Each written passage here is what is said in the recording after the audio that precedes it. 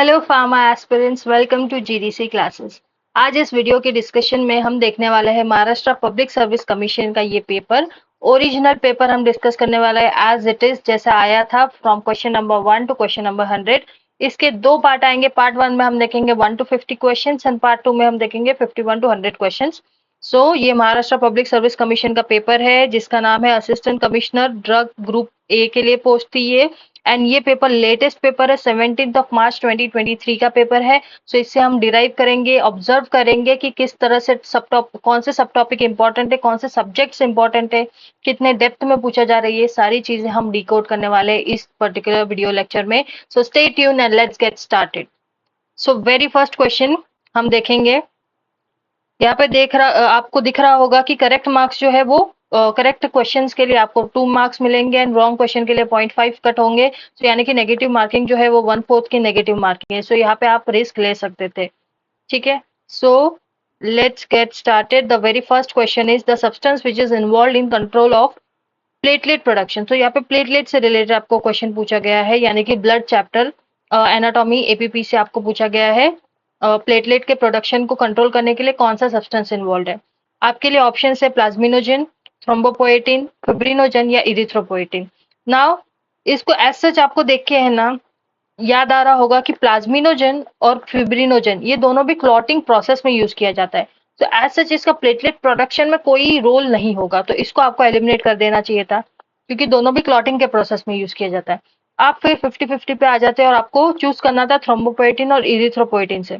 तो जिस तरह से इरिथ्रोपोएटिन का ऑप्शन है, हमको इससे पता चलता है कि ये इरिथ्रोसाइट के प्रोडक्शन में यूज किया जा सकता है। तो ये आरबीसी में समथिंग इन्वॉल्व होगा, तो हाउ कम प्लेटलेट्स में यूज किया जाएगा। तो आप फिर अपने ऑप्शन पे पहुंच जाते हैं जो कि करेक्ट ऑप्शन है थ्रोम्बोपोएटिन। सो लेट्स सी, आपको दिखाई दे रहा होगा थ्रोम्बोपोएसिस ये जो प्रोसेस होती है वो थ्रोम्बोसाइट्स यानी प्लेटलेट के प्रोडक्शन के लिए होती है। एंड इरिथ्रोपोएसिस ये जो प्रोसेस होती है वो आरबीसी या इरिथ्रोसाइट्स के प्रोडक्शन के लिए यूज होती है। ठीक है, आपको पूरी साइकिल किस तरह से, जैसे कि प्लेटलेट का अगर प्रोडक्शन करना तो मेगा कैरियोब्लास्ट है, देन प्रो मेगा कैरियोसाइट्स बनता है, देन वहां से मेगा कैरियोसाइट्स होता है, देन उसके बाद हमारा थ्रोम्बोसाइट्स या प्लेटलेट्स बनता है।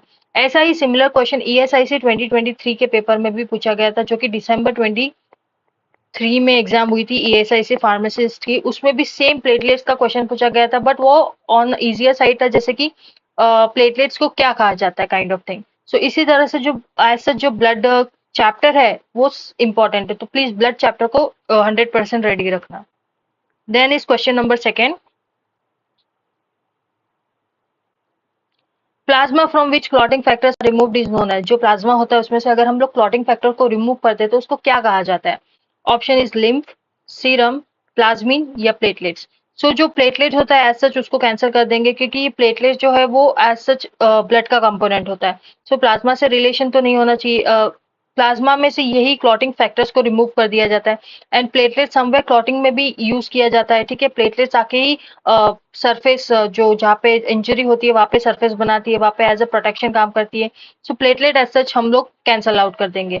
आपको कहा गया है कि प्लाज्मा में से जब क्लॉटिंग फैक्टर को रिमूव किया जाता है तो उसको क्या कहा जाता है।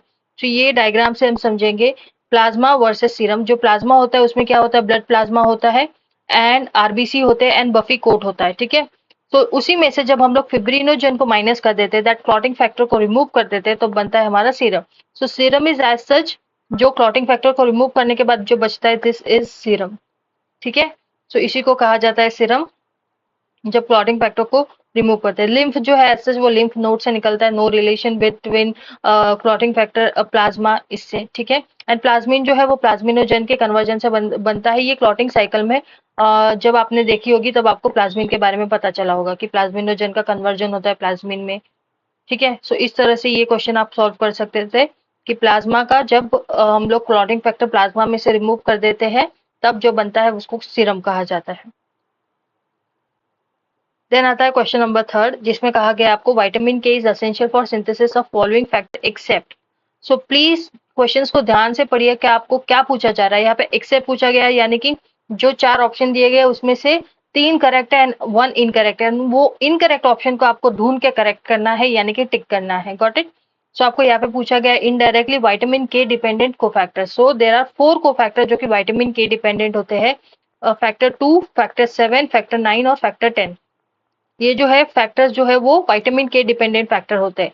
सो इसमें से जब हम ऑप्शन देखते हैं तो फैक्टर 9 पूछा गया है, तो फैक्टर 9 विटामिन के डिपेंडेंट है, सो ये कैंसल आउट हो गया। देन उसके बाद फैक्टर 10 भी है, ये भी एलिमिनेट हो गया। फैक्टर 2 भी है, ये भी एलिमिनेट हो गया। तो क्या बचा? फैक्टर 3।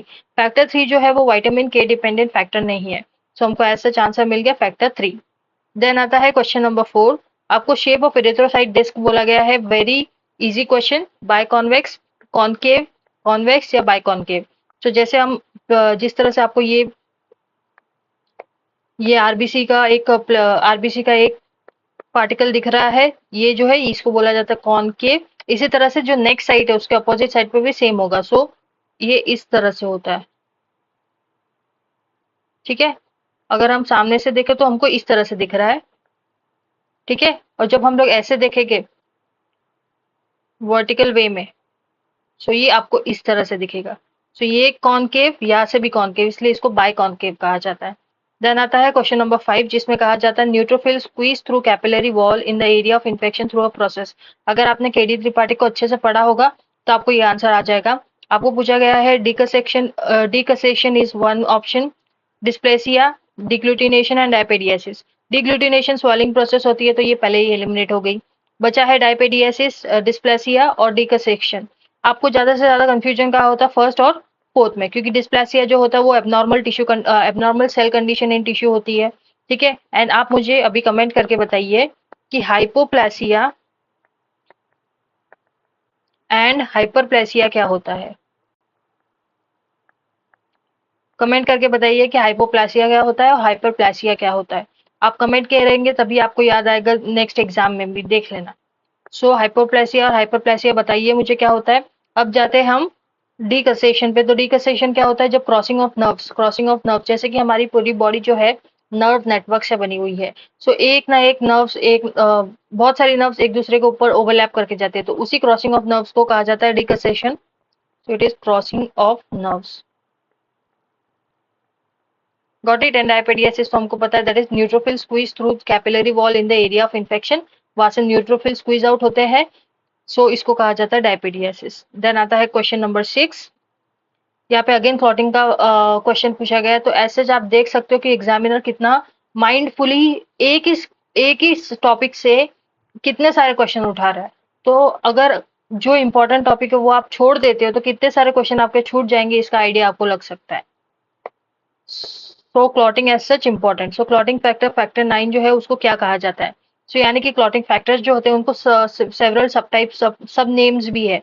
सो वो नेम याद रखना इंपॉर्टेंट है। एज सच तो ये जीपैट में भी इंपॉर्टेंट होता है, उसी तरह से ये पर्टिकुलर इंपॉर्टेंट है, इसको करके जाना।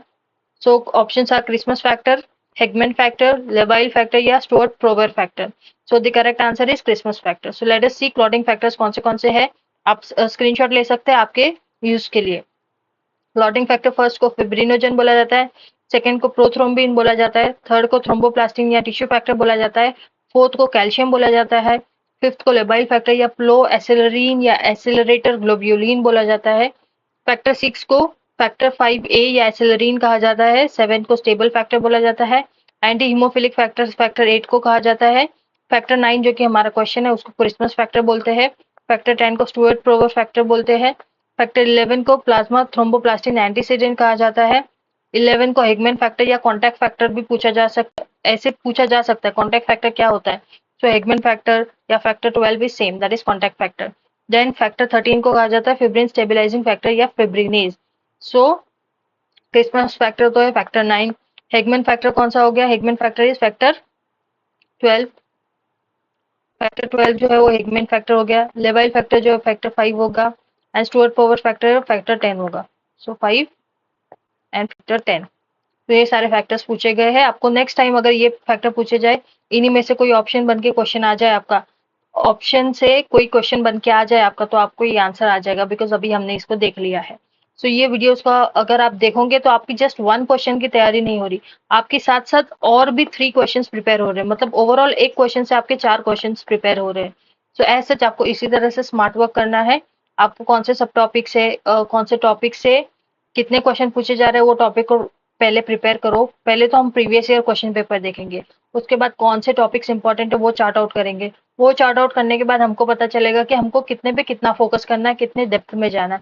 इससे आपका क्या होगा कि स्मार्ट प्लान रेडी हो जाएगा। उस स्मार्ट प्लान पे आपको हार्ड वर्क करना है। तो इसी तरह से स्मार्ट वर्क और हार्ड वर्क के मिक्सचर से आप सक्सेस पा सकते हैं इस गवर्नमेंट एग्जाम में। Got it. देन आता है क्वेश्चन नंबर 7, जिसमें आपको पूछा गया एड्स जो है वो डैश इम्यूनो डिफिशियंसी डिजीज है। प्राइमरी, सेकेंडरी, टर्शियरी या quaternary. So the correct answer is secondary. Secondary deficiency disorders क्या होते हैं, जिसमें से जो प्राइमरी डिजीज कंडीशन होती है उसकी वजह से बॉडी वल्नरेबल, इम्यूनिटी वल्नरेबल हो जाती है, हमारी इम्यून सिस्टम डिग्रेड हो जाती है, बॉडी वल्नरेबल हो जाती है टू दी अदर डिजीज। सो जो अदर डिजीज प्राइमरी डिजीज की वजह से आते हैं उसको सेकेंडरी डिजीज कहा जाता है।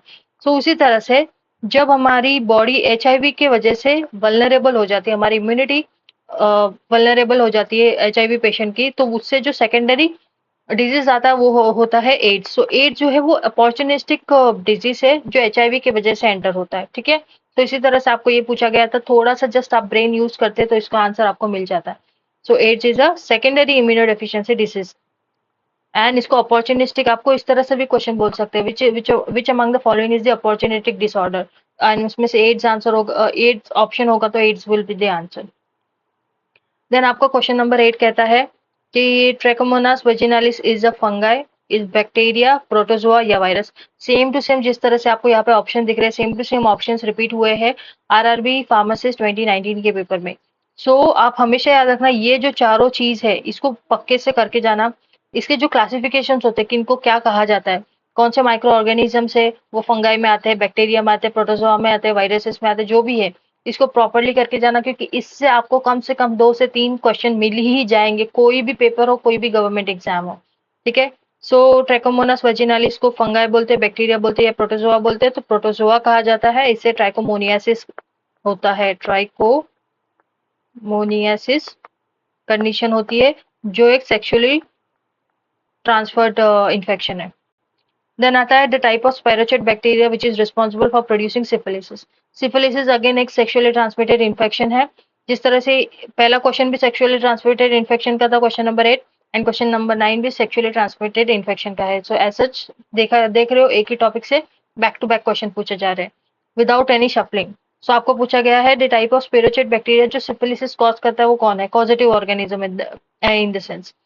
दो so option is leptospira, helicobacter, borrelia या ट्रेपोनेमा। सो ये बहुत इजी क्वेश्चन था, अगर जिस जस्ट आपको पॉजिटिव ऑर्गेनिजम्स पॉजिटिव एजेंट्स पता होने चाहिए थे सारे डिजीज कंडीशन से। सो हमको पता है ट्रेपोनेमा पैलिडम जो है वो कॉज करता है सिफिलिसिस को।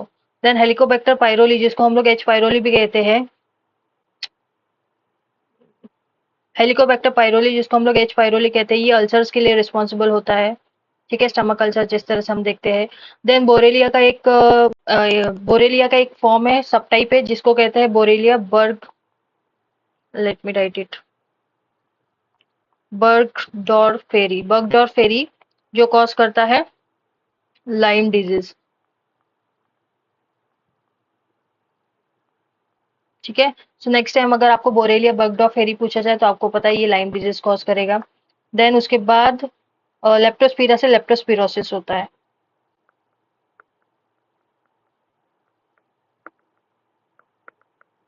Got it. So as such हमारा ये टॉपिक भी प्रिपेयर्ड हो गया। देन आता है next question, that is question number 10, जिसमें आपको पूछा गया काइंड ऑफ टफ क्वेश्चन है। The gene for the reverse transcriptase which act as a marker for the laboratory diagnosis of HIV infection. HIV infection में जो marker disease होता है जिससे हमको पता चलता है कि yes you got a HIV disease condition, so वो मार्कर जीन कौन सा होता है। सो ऑप्शन है GAG, TAT tat, POL pol या ENV इसमें जो आंसर है वो है पॉल, क्योंकि पॉलीमरेज जो ऐसा एंजाइम होता है उसी का जीन जो रिवर्स ट्रांसक्रिप्टेज में यूज किया जाता है पॉलीमरेज, उसी उसी को मार्कर की तरह यूज किया जाता है। बाकी के जो ऑप्शन है वो मैं बता देती हूँ। GAG का मतलब होता है antigen specific, group specific antigen, group specific antigen. TAT का मतलब होता है tyrosine amino transferase and ENV का मतलब होता है एनवेलप कोडिंग जीन। सो एनवेलप कोडिंग जीन तो एनवेलप को कोड करेगा। सो जो POL है वो जीन होता है फॉर रिवर्स ट्रांसक्रिप्टेड, जो कि एक्ट करता है marker for the diagnosis of HIV infection. ठीक है। देन आता है क्वेश्चन नंबर 11। क्वेश्चन नंबर 11 आपसे कह रहा है कि type 1 hyper sensitivity reaction is mediated by which antibodies, IgM, IgA, IgG या IgE। सो ऐसे जो हाइपर सेंसिटिविटी के 4 टाइप्स होते हैं, टाइप 1, 2, 4, वो सारे 4 टाइप्स को प्रिपेयर करो, रेडी रखो, इजीली आपको मार्क्स मिल जाएंगे। सो टाइप 1 में जो करेक्ट आंसर है IgE है। सो टाइप 1 एनाफिलेटिक रिएक्शन, एंटीबॉडी जो है वो ये काइंड ऑफ ब्लर पिक्चर है, आपके पास हो तो प्लीज वो रेफर कर देना सारा table type 1 to type 4। So antibody जो है IgE है। देन एंटीजन जो है वो एक्सोजीनस है, एक्सोजीनियसली प्रेजेंट है। रिस्पॉन्स टाइम जो होता है वो 15 टू 30 मिनट है। देन अपीयरेंस जो होता है, किससे हमको पता चलता है कि आपको टाइप 1 हाइपर सेंसिटिविटी रिएक्शन हुई, आपको कैसे पता चलेगा। सो व्हील्स एंड फ्लेयर्स होंगे बॉडी पे। देन उसके बाद हिस्टोलॉजी जो होगी, basophil and eosinophil in more quantity आपको फाउंड होगा। इसको ट्रांसफर किया जाता है विद एंटीबॉडीज। एंड एग्जाम्पल जो होता है एलर्जिक, अस्थमा या hay fever. So next time अगर आपको इस तरह से क्वेश्चन आए कि allergic asthma and hay fever is associated with which anaphylactic reaction or which hypersensitivity reaction, and the options are 1, 2, 3, 4, so then आपको पता चलना चाहिए it is associated with type 1 hypersensitivity reaction। या आपको ऐसा पूछा जाए कि टाइप 1 hypersensitivity reaction का एग्जाम्पल कौन सा है, एंड देन आपको सारे एग्जाम्पल दिया जाए तो उसमें से जो allergic asthma and hay fever हो, that is the correct answer. तो एग्जाम्पल्स आर इंपॉर्टेंट। ऐसा चीज जो पूरा टेबल होगा यहाँ पे, तो सिर्फ टाइप 1 आपको दिख रहा है। आपको टाइप 1 टू टाइप 4 पूरा टेबल जो है वो रेडी रखना है, एकदम आपके फिंगर टिप्स पे होना चाहिए। देन आता है क्वेश्चन नंबर 12। क्वेश्चन नंबर 12 आपको पूछ रहे हैं, ये क्लासिफिकेशन से क्वेश्चन है, फार्माकोलॉजी से क्वेश्चन है। Which drug among the following anti fungal act by inhibiting the formation of glucan in the fungal cell wall. जो ग्लूकेन होता है फंगल सेल वॉल में, उसको इनिबिट करने का काम किसका है? एलिलमाइंस, पॉलीइंस, इचिनोकैंडिन्स या एजोल्स। सो इसमें जो इचिनोकैंडिन्स होता है वो रिस्पॉन्सिबल होता है। इचिनोकैंडिन जो है एक एंटी फंगल मेडिकेशन है, इनिबिट करता है सिंथेसिस ऑफ बीटा ग्लूकेन। सो ये बीटा ग्लूकेन जो है वो फंगल सेल वॉल में प्रेजेंट है, इसी को इनिबिट करता है। ये कंपोनेंट है फंगल सेल वॉल का, जिसकी वजह से जो वॉल होती है, जो फंगल सेल वॉल होती है, वो डिफॉर्म हो जाती है। एंड डिफॉर्म होने की वजह से वो सेल रप्चर हो जाता है। सेल रप्चर हो जाने की वजह से वो फंगल डिजीज जो है वो फर्दर ग्रो नहीं कर पाता और वही इनिबिट हो जाता है। ठीक है। So this is the answer is echinocandins is the correct answer for the inhibiting the formation of glucan. Then आता है क्वेश्चन नंबर 13। क्वेश्चन नंबर 13 पूछा जा रहा है, that is the dash is the main mineralocorticoid in human. Human में main mineralocorticoid कौन सा है? ऑप्शन से सेरोटोनिन, अल्डोस्टेरॉन, कॉर्टिसोल या एंड्रोजन। आपको सबसे पहले सेरोटोनिन को एलिमिनेट करना है, क्योंकि सेरोटोनिन को हम लोग हैप्पी हार्मोन बोलते हैं। तो ये हार्मोन जो है वो ब्रेन हार्मोन है, इससे बाकी मिनरलोकॉर्टिकॉइड से रिलेशन नहीं बनता इसका। सो सेरोटोनिन एलिमिनेटेड बाकी के 3 ऑप्शन में से। Aldosterone is the correct option, because aldosterone जो है वाटर एंड सॉल्ट बैलेंस को मेंटेन करता है, बैलेंस को मेंटेन करता है। देन जो कॉर्टिसोल एंड एंड्रोजन से आपको बाकी के कॉर्टिकोस्टेरॉइड्स देखने पड़ेंगे। देन उसके बाद ऑप्शन आ रहा है, one among the following drug in vitamin K antagonist and coagulant. Which one among the following drug is a vitamin K antagonist anticoagulant. Vitamin K antagonist anticoagulant है, कौन सा है? अगेन क्लासिफिकेशन से क्वेश्चन है, सो आपको क्लासिफिकेशन पूरा करना है। So the options are enoxaparin, dalteparin, warfarin या heparin. So the correct answer is warfarin. आपको यहाँ पे साइकिल दिख रही होगी, विटामिन के की साइकिल है, जिसमें से वारफेरिन जो है वो क्या इनिबिट कर रहा है? विटामिन के का की साइकिल को इनिबिट करता है। जो ऑक्सीडाइज विटामिन के को रिड्यूस विटामिन के में इनिबिट करने का काम जो होता है वो वारफेरिन का होता है। देन आता है question number 15। Question number 15 says a drug with high affinity for the receptor and high intrinsic activity is agonist, antagonist, partial agonist या inverse agonist. So जो ड्रग होता है जिसमें हाई एफिनिटी है as well as high intrinsic activity है। So high affinity और high intrinsic activity जो होता है वो किस में होता है? अगोनिस्ट में होता है, ऑब्वियसली, क्योंकि अगोनिस्ट के बाद जो रिसेप्टर के लिए एफिनिटी होती है वो भी ज्यादा होती है, और एफिनिटी बाइंड होने के बाद उसकी जो एक्टिविटी है वो भी वो दिखाता है। इंट्रिंसिक एक्टिविटी, उसकी जो एक्टिविटी है उसको कहा जाता है। देन एंटागोनिस्ट में जो होता है उसके पास हाई एफिनिटी तो होती है लेकिन इंट्रिंसिक एक्टिविटी नहीं होती, नो इंट्रिंसिक एक्टिविटी। वो बाइंड तो हो जाएगा लेकिन वो एक्ट करेगा एज अ ब्लॉकेज, इसलिए उसको एंटागोनिस्ट कहा जाता है। देन पार्शियल अगोनिस्ट, जो अगोनिस्ट और एंटागोनिस्ट का मिक्सचर होकर बनता है उसको पार्शियल अगोनिस्ट बोला जाता है। एंड इनवर्स अगोनिस्ट जो होता है वो उल्टा काम करता है, it will have affinity but it will do reverse of agonist, reverse intrinsic, उल्टा intrinsic activity kind of thing. ठीक है, सो इस तरह से ये चीज हो गया हमारा। देन उसके बाद आता है क्वेश्चन नंबर 16, जिसमें बोला है the major carrier protein of acidic drug in the blood stream. ये आपने पढ़ा होगा। इसमें आपको पूछा गया है कि जो एसिडिक ड्रग्स होते हैं उसको कैरी कौन करता है, कौन सा प्रोटीन जो ब्लड स्ट्रीम में होता है वो कैरी करता है। Option are globulin, keratin, ferritin या albumin. So the correct answer is albumin. So acidic drug जो है, एसिडिक ड्रग को कैरी कौन करता है, एल्ब्यूमिन कैरी करता है। सो कैसे याद रखोगे, A for acidic, A for albumin. उसी तरह से जो बेसिक ड्रग है उसको कौन कैरी करता है, बेसिक ड्रग को बीटा ग्लोब्यूलिन्स हो गए प्लस अल्फा 1 एसिड ग्लाइकोप्रोटीन,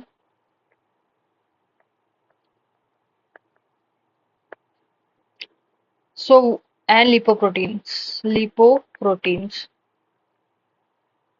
सो हमको मिल गया कि जो एसिडिक ड्रग है, यही दो चीजें आपको याद रखनी की, जो एसिडिक ड्रग होंगे वो एल्ब्यूमिन से बाइंड होते हैं, जो बेसिक ड्रग होते हैं वो इन तीनों से बाइंड होते हैं, बीटा ग्लोब्यूलिन हो गया, अल्फा 1 एसिड ग्लाइकोप्रोटीन हो गया एंड लिपोप्रोटीन हो गया।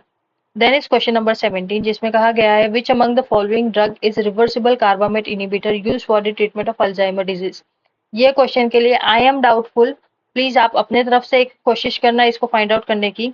बिकॉज सी, आपको पूछा गया विच among the following drug is reversible carbamate inhibitor, जो कि अल्जाइमर डिजीज में यूज किया जाता है। इसमें से तीन ऑप्शन ऐसे हैं जो कि अल्जाइमर डिजीज में as a reversible carbamate inhibitor use किया जाता है, एक ही ऑप्शन ऐसा है जो नहीं यूज किया जाता। तो ऐसा या तो ये क्वेश्चन को स्किप किया गया होगा या ड्रॉप किया गया होगा, या मे बी यही आंसर होगा। So I am unsure about it. So मैं आपको सिर्फ आंसर बता देती हूँ, इसके साथ एक्सप्लेनेशन बता देती हूँ जो कि दिया गया है, बट आई एम स्केप्टिकल कि ये आंसर राइट है रॉन्ग है, I can not tell you 100%। So इस आंसर के अकॉर्डिंग तो rivastigmine is the correct answer. आपके ऑप्शंस जो है वो है tacrine, galantamine, rivastigmine and donepezil. So rivastigmine is the correct answer as per this answer की, but I am not sure about this. Kindly do a little bit research about it and आपके हिसाब से जो correct होगा वो देख लेना। So reversible carbamate inhibitor Alzheimer disease में अगर हम रिवर्सिबल कार्बामेट इनिबिटर्स देखते हैं तो उसमें रिवास्टिगमिन भी आपको दिख रहा है, डोनापेजिल भी दिख रहा है और गैलेंटामाइन, ये तीनों भी ऑप्शन जो है वो आपको रिवर्सिबल कार्बामेट इनिबिटर में दिख रहा है। एंड यही जो तीनों है रिवर्सिबल कार्बामेट इनिबिटर हम लोग अल्जाइमर में यूज करते हैं, तीनों भी यूज करते हैं, ऐसा नहीं है कि ऐसा हम लोग कोई एक को नहीं यूज कर रहे, हम तीनों को यूज भी करते हैं। तो आपको पूछा गया है उसमें से एज सच तो तीनों आंसर होने चाहिए थे।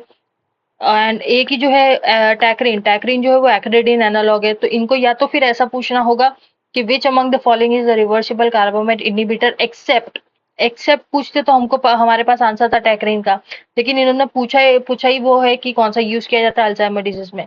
सो प्लीज इसको चेक कीजिए, मेरे हिसाब से तो तीनों भी यूज किया जाता है, गैलेंटामाइन, रिवास्टिगमिन और डोनेपेजिल।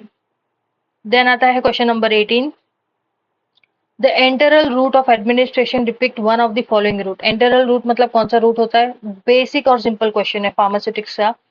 इन इंट्राथीकल फार्मास्यूटिक्स ले लो, फार्मास्यूटिक्स ले लो या कोलॉजी ले लो, उसके बेसिक जो चैप्टर्स होते हैं स्टार्टिंग के ही, उसमें ही आपको इसका आंसर मिल जाता है। Intrathecal route, buccal route, transdermal route या इनहेलेशन। सो इसका करेक्ट आंसर है buccal. Let us see the classification. ये क्लासिफिकेशन अभी स्क्रीनशॉट लेकर आपके पास रख लीजिए।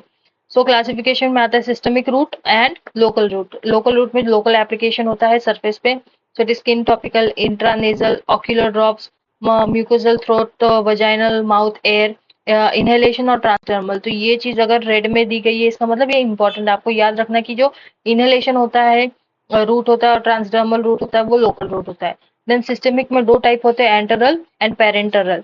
सो एंटरल आपको पूछा गया है तो एंटरल में आता है ओरल, सबल्यूंगल और रेक्टल। एंड ओरल में आता है बक्कल कैविटी भी उसी में आती है, इसके लिए oral is from the enteral one. And parenteral में आता है inhalation, injections and different types of injections. Okay, different types of route of injection. So इसमें से ट्रांसडर्मल जो है वो लोकल में चला गया, इनहेलेशन जो है वो अगेन लोकल में चला गया, इंट्राथीकल जो है वो इंजेक्शन पेरेंटल में चला गया, तो बचा क्या हमारे पास, buccal. So buccal is the correct answer. Then आता है DPP4 is a dash protease enzyme. DPP4 enzyme जो है हम लोग नॉर्मली डायबिटीज की जो क्लासिफिकेशन देखते हैं वहाँ पे DPP4 इनहिबिटर जिसमें हम ग्लिप्टिन्स के बारे में पढ़ते हैं। सो उसी के ये DPP4 एंजाइम के बारे में पूछा गया जिसमें कहा गया है DPP4 that is dipeptidyl peptidase 4 is a dash protease threonine as such. Again a tough question, आपको ऐसे क्वेश्चंस को स्किप करना, अगर नहीं आता तो स्किप करना ही बेहतर होगा, आपको ज्यादा रिस्क नहीं लेना चाहिए। थ्रियोनिन, एस्पार्टिक, सिस्टीन या सेरिन। सो DPP4 ये जो है वो सेरिन प्रोटीएज है। DPP4 is a serine exopeptide which cleaves the proline या एलेनिन के डाइपेप्टाइड को from N terminal of polypeptide. So ये जो है वो क्या क्लीव करता है, ब्रेक करता है प्रोलीन एंड एलेनिन और एलेनिन इन दोनों को फ्रॉम एन टर्मिनल, जो एन टर्मिनस होता है नाइट्रोजन टर्मिनल होता है वहां से, ऑफ पॉलीपेप्टाइड। तो ये चीज आप याद रखो। व्हाट इट्स, हमने DPP4 के बारे में देख लिया।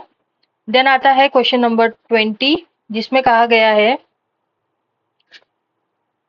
क्वेश्चन नंबर 20 से drugs having hydrazine residue, hydrazine इसको कहा जाता है हाइड्रोजीन, NH2 को हम हाइड्रोजीन कहते हैं। Drugs having hydrazine residue are metabolised by getting conjugated through. So hydrazine यानी कि नाइट्रोजन रिलेटेड हो गया, तो नाइट्रोजन को हम लोग मोस्टली एसिटिलेशन से कॉन्जुगेट करके मेटाबोलाइज्ड करते हैं। So the options are acetylation, methylation, glucuronidation and oxidation. So correct answer is acetylation. आपको सारे, अभी मुझे बताओ कि फेज 1 रिएक्शंस कौन से हैं, फेज 2 रिएक्शन मेटाबॉलिज्म के कौन से, कमेंट इट, कमेंट करो कि फेज 1 रिएक्शन कौन से है, metabolism reaction, and phase 2 metabolism reaction कौन से है। फेज 1 फेज 2 एज सच बहुत इंपॉर्टेंट होता है, आपको इसको याद भी रखना है। इस तरह से इसका आंसर है एसिटिलेशन। बाकी के सारी चीजें आप देखो, उसके एग्जाम्पल्स देखो प्लीज, सो आपको उसका आंसर मिल जाएगा। देन उसके बाद आता है 21, क्वेश्चन नंबर 21 जिसमें पूछा गया one of the following drug is a direct renin inhibitor, direct renin inhibitor and directly from classification, आपने पढ़ा होगा, एकदम easy question. Options is trandolapril, irbesartan, aliskiren and fosinopril. So the correct answer is aliskiren is the direct renin inhibitor. Then is question number 22 जिसमें कहा गया the drug which is contradicted due to the possible association with Reye syndrome. सबसे easy हमको पता है कि aspirin से related होता है Reye syndrome. So the options are aspirin, options are aspirin, sulindac, indomethacin या ketorolac. So the correct answer is aspirin is the correct answer. You can see extremely rare condition जो होती है Reye syndrome होती है, जिसमें क्या होता है ब्रेन डिस्फंक्शन, लिवर डैमेज होता है, एंसेफेलोपैथी होती है, लिवर डैमेज होता है। Then there is a stages of encephalopathy, inflammation, swelling and oedema होता है, फ्लूइड बिल्डअप होता है। देन आता है question number 23, tough question again, क्योंकि हम इन सब क्वेश्चन को इतना डिटेल में नहीं पढ़ते हमारे during course conditions of pharmacy. इसकी वजह से एक टफ क्वेश्चन हो जाता है। इसमें पूछा गया the non opioid analgesic which is the synthetic copy of neuro active cone shell toxin. Cone shell, ये कौन है, CONE, कोन शेल टॉक्सिन के बारे में पूछा गया है, जो नॉन ओपियोइड जो कि सिंथेटिक कॉपी है। ये जो आपको दिख रहा है, यहाँ पे आपको शेल जो दिख रहा है ये है कोन शेल, कौन स्नेल है, इससे जो टॉक्सिन रिलीज होता है उसको क्या बोला जाता है, जो कि नॉन ओपियोइड एनाल्जेसिक की तरह यूज किया जाता है। So the option is ziconotide, fentanyl, diflunisal या etodolac. So the correct answer is ziconotide. ठीक है। देन इसके बारे में मेरे पास एज सच ये एक टफ क्वेश्चन है, इसको तो छोड़ना बेहतर होगा। एंड अगर आपको नेक्स्ट टाइम वापस से रिपीट करके मोस्टली कम पूछते हैं, पूछा जाए तो आपको पता है कि ziconotide is the correct answer. Then yes, आपको कोई भी हेल्प चाहिए है तो आपके लिए GDC classes is always available. आपको प्ले स्टोर में जाना है, आपको ये जो ऐप दिख रहा है GDC का, ये जो लोगो दिख रहा है, GDC क्लासेस डालिए, आपको ये लोगो मिल जाएगा, उसको डाउनलोड कीजिए, इंस्टॉल कीजिए। आपको कोई भी बुक्स हो, कोई भी कोर्स हो, चाहे कोई भी गवर्नमेंट एग्जाम हो, कोई भी बुक्स हो, कोई भी कोर्स, आपको कुछ भी लेना हो, आप GDC क्लासेस पे जाके देख सकते हैं, आप ऑर्डर कर सकते हैं, वहीं से आप कोई भी कोर्स में एनरोल कर सकते हैं। वहाँ पे सारे डिस्काउंट कोड्स भी अवेलेबल होते हैं। आपको बस जाके ये इंस्टॉल करना है। अगर आपको ये लिंक नहीं मिल रही तो डिस्क्रिप्शन बॉक्स में जाइए, देखिए वहाँ पे आपको लिंक मिल जाएगी GDC क्लासेस की। अगर आप iOS यूजर है तो इसकी भी डिस्क्रिप्शन पे लिंक मिल जाएगी। आपको माई इंस्टीट्यूट ऐप डाउनलोड करना है, उसमें जो ORG कोड पूछा जाएगा उसमें आपको क्या जीडीसी क्लासेस डालना है, उसके बाद आपको ये जीडीसी क्लासेस का ऐप अवेलेबल एक्सेसिबल हो जाएगा। नेक्स्ट इज, आपको अगर कोई भी फार्मासिस्ट के गवर्नमेंट एग्जाम देनी हो, चाहे फिर वो महाराष्ट्र की हो या कोई भी स्टेट की हो, चाहे फिर वो कोई भी एग्जाम क्यों ना हो, ड्रग इंस्पेक्टर की हो, रेलवे की हो या ईएसआईसी को की हो, कुछ भी हो, तो आपके पास एक थेरी बुक अवेलेबल है, theory pharmacist at your finger tips. ये बुक में सारी थेरी, सारे जो टॉपिक्स आपको पढ़ने सबके सब दिए गए हैं। ऊपर से ये कलर्ड बुक है, कलर्ड बुक पढ़ने में हमको कितना अच्छा लगता है। सो कलर्ड बुक है जो कि 824 पेजेस की, इसमें सारा चीज आपका डन हो जाएगा। जो जो चीज मैं अब तक इंपॉर्टेंट बोल रही हूँ वो सारी चीज इसमें दी गई है।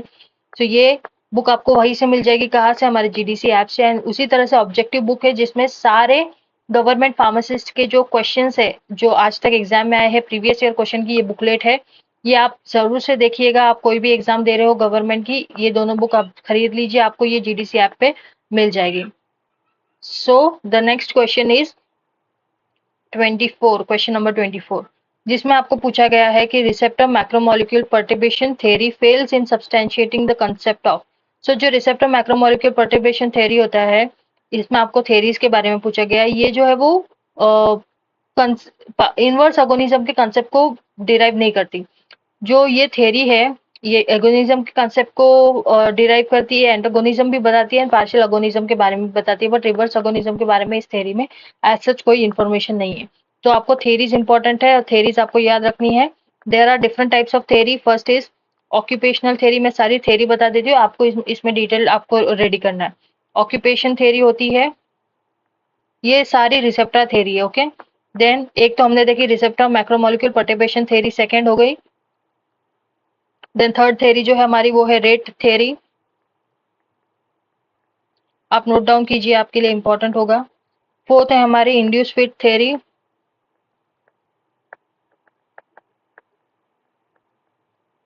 फिफ्थ है हमारा एक्टिवेशन, ऐसी पांच ही theory, activation, aggregation theory.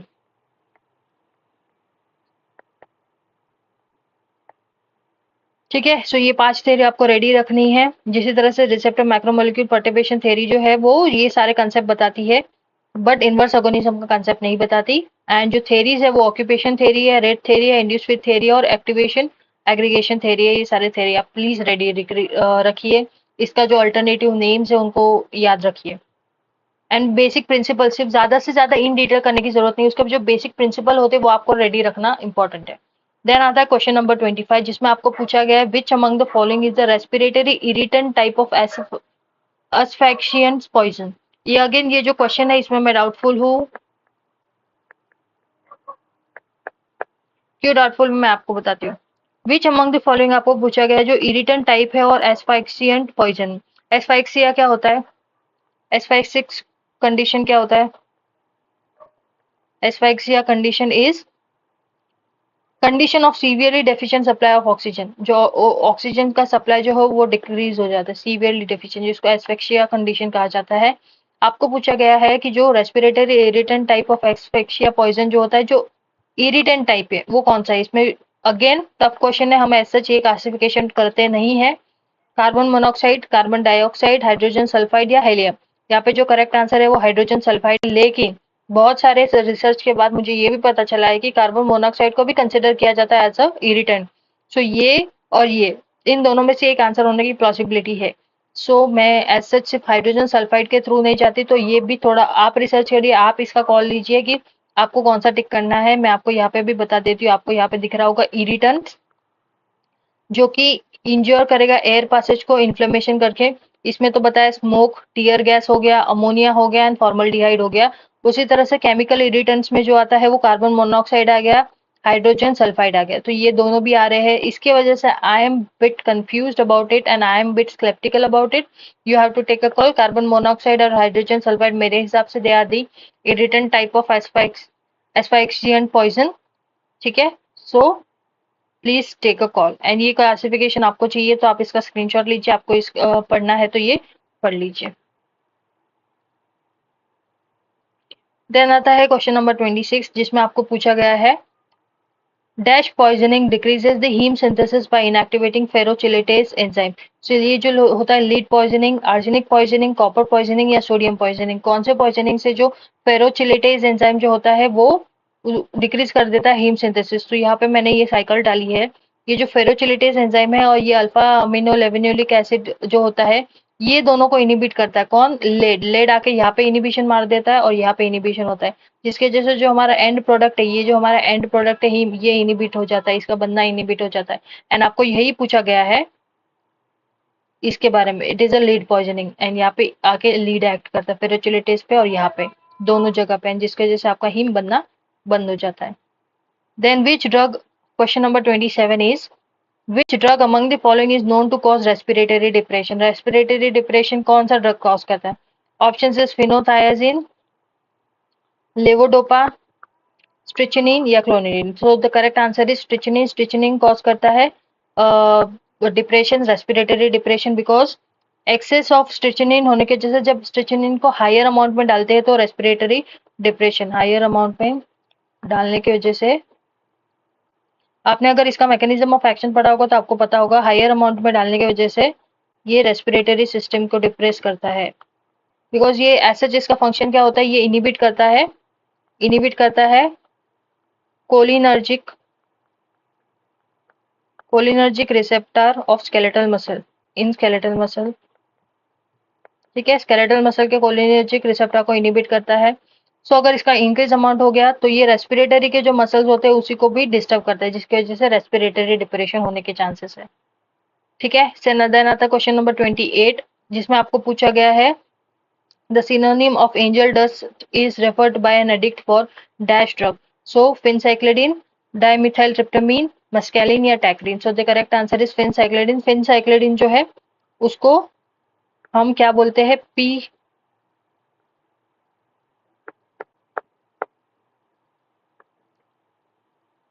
Okay, फिनसाइक्लिडिन को हम लोग पीसीपी भी बोलते हैं, फिनाइल साइक्लोहेक्साइल पिपेरिडिन।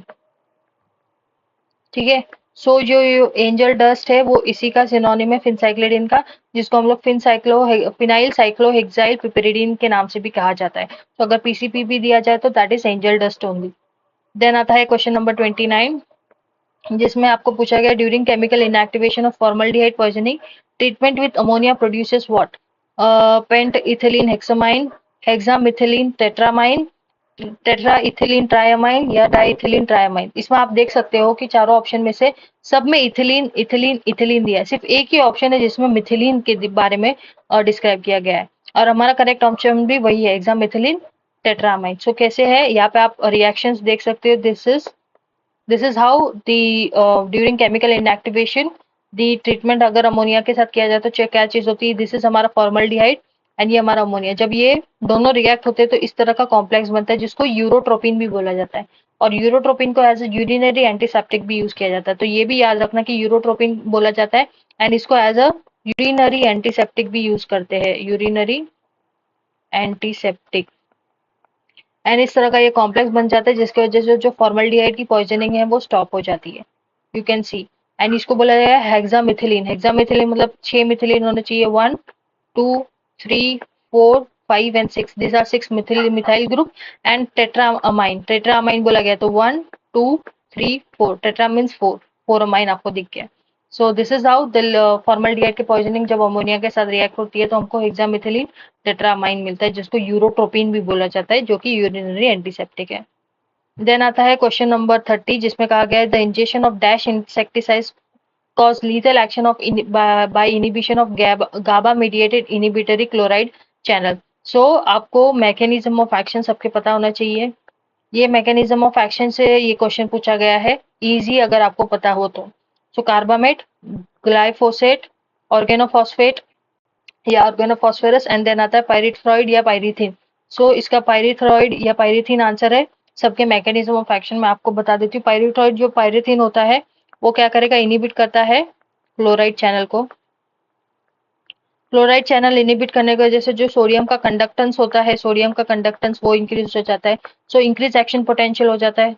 एक्शन पोटेंशियल ज्यादा होने की वजह से मसल पैरालिसिस हो जाता है। ठीक है। एंड इसी वजह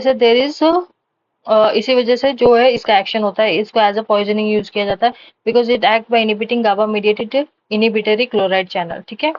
देन आता है कार्बामेट और ग्लाइफोसेट। कार्बामेट और ऑर्गेनोफॉस्फोरस जो होता है, ये दोनों भी इनिबिट करते हैं एसिटिल कोलिन एस्टरेजेस एंजाइम को। एसिटिल कोलिन एस्टरेजेस एंजाइम को इनिबिट करने की वजह से जो होता है, क्या होता है, इंक्रीज कंडक्टेंस होता है एसिटिल कोलिन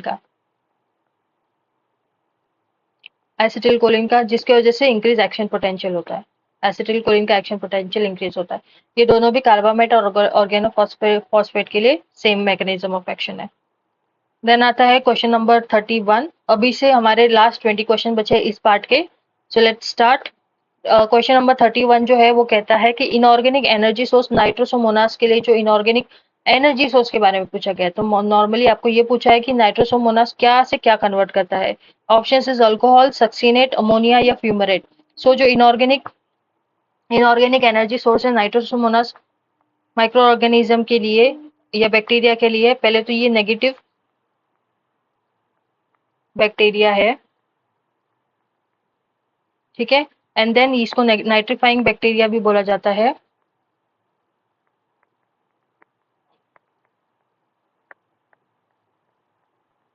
नाइट्रीफाइंग बैक्टीरिया जो कि ये जो नाइट्रोसोमोनास से कन्वर्ट करता है या ऑक्सीडाइज करता है अमोनिया को नाइट्राइट में। ये हमारा नाइट्रोसोमोनास। ठीक है। सो अमोनिया को नाइट्राइट में कन्वर्ट करने वाला जो होता है वो नाइट्रोसोमोनास होता है। एंड इसी को आपको पूछा गया है कि इसका सोर्स क्या है। ये जो होता है ये सोर्स होता है, और ये जो होता है ये हमारा प्रोडक्ट होता है। तो हमको पता चल गया है कि जो नाइट्रोसोमोनास होता है वो अमोनिया को नाइट्राइट में कन्वर्ट करता है, तो इसका सोर्स जो हो गया वो हो गया अमोनिया। उसी तरह से जो है नाइट्रोबैक्टर भी होता है। नाइट्रोबैक्टर जो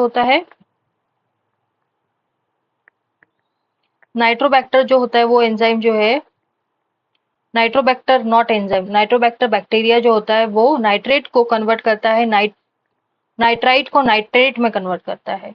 ठीक है। ये चीज याद रखना, नाइट्राइट को नाइट्रेट में कन्वर्ट करने वाला जो होता है वो नाइट्रोबैक्टर बैक्टीरिया होता है। Got it. सो हमने देख लिया the inorganic energy source of the nitrosomonas. Then आता है क्वेश्चन नंबर 32, जिसमें आपको पूछा गया है growth of lactobacillus bacilli within the vaginal vault reduces the pH to approximately dash and prevent the growth of many opportunist pathogen। जो lactobacilli growth होता है वजाइनल वॉल्ट में, वो पीएच को कहाँ तक रिड्यूस करता है। ऑप्शन इज 4.5, 8.5, 9.5 या 11.5। अगर बेसिक आप नॉलेज यूज करो, सो 4.5 अकेला है जो एसिडिक पीएच कंडीशन दिखाता है। सो यही एसिडिक पीएच कंडीशन है जो वो इनिबिट कर देता है ग्रोथ ऑफ माइक्रो ऑर्गेनिज्म। कोई भी माइक्रो ऑर्गेनिज्म का ग्रोथ एसिडिक पीएच कंडीशन में नहीं हो पाता। एंड इसी तरह से 4.5 condition is the correct answer. बाकी का ये देखोगे तो ये बेसिक कंडीशंस हो गए, and only one is the acidic condition. ठीक है। इस तरह से भी आप डिराइव कर सकते थे और आंसर तक पहुंच सकते थे। देन आता है क्वेश्चन नंबर 33, जिसमें आपको पूछा गया है बैक्टीरियल ग्रोथ कर्व के बारे में। सो अब तक हम लोग ने 33 क्वेश्चन तक, 32 क्वेश्चन तक हमने देखा, हमने कोलॉजी के बारे में देखा, कोलॉजी का क्लासिफिकेशन पूछा गया। हमने माइक्रो ऑर्गेनिजम्स के बारे में, बहुत सारे माइक्रो ऑर्गेनिजम्स के बारे में पूछा गया। सो माइक्रोबायोलॉजी एक इंपॉर्टेंट टॉपिक बन जाता है, कोलॉजी एक इंपॉर्टेंट टॉपिक बन जाता है, ब्लड एक इंपॉर्टेंट चैप्टर बन जाता है। उसी तरह से हम आगे भी डिराइव करेंगे किस तरह से कौन से टॉपिक्स इंपॉर्टेंट है। अभी से हम देख रहे हैं कि माइक्रोबायोलॉजी से कंसेप्ट से पूछा जा रहा है। आपको पूछा है क्वेश्चन नंबर 33 में इन बैक्टीरियल ग्रोथ कर्व, यानी कि बैक्टीरिया की ग्रोथ कर्व पूछा गया है। जो लैग फेज होता है वो क्या रिप्रेजेंट करता है। तो यहाँ पे लैग फेज होता है, लॉग फेज होता है। उसी तरह से ये जो लैग फेज होता है वो क्या रिप्रेजेंट करता है, levelling off, increase in cell size, growth rate या death. So the correct answer is increase in cell size. तो आप यहाँ पे देख सकते हैं this is the bacterial growth curve, जिसमें लैग होता है, लॉग होता है, स्टेशनरी होता है एंड डेथ फेज होती है। प्लीज याद रखना, लैग पहले आता है, लॉग बाद में आता है। बहुत बहुत टाइम ऐसा हो जाता है कि इजी क्वेश्चन देख के हमारा दिमाग काम नहीं करता है, हम लोग गलत भी टिक कर सकते हैं। अगर आपको सपोज इस ऑप्शंस में से कुछ, इन चारों में से कोई ऑप्शन दिया होता तो आप गलत टिक कर सकते थे।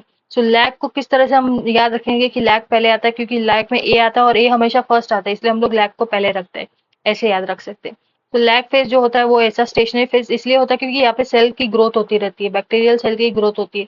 एंड यहाँ पे लॉग फेज में क्या होता है, वो डबल होते हैं यानी कि मल्टीप्लाई होते हैं। तो मल्टीप्लाइंग फेज जो होता है वो लॉग फेज होता है।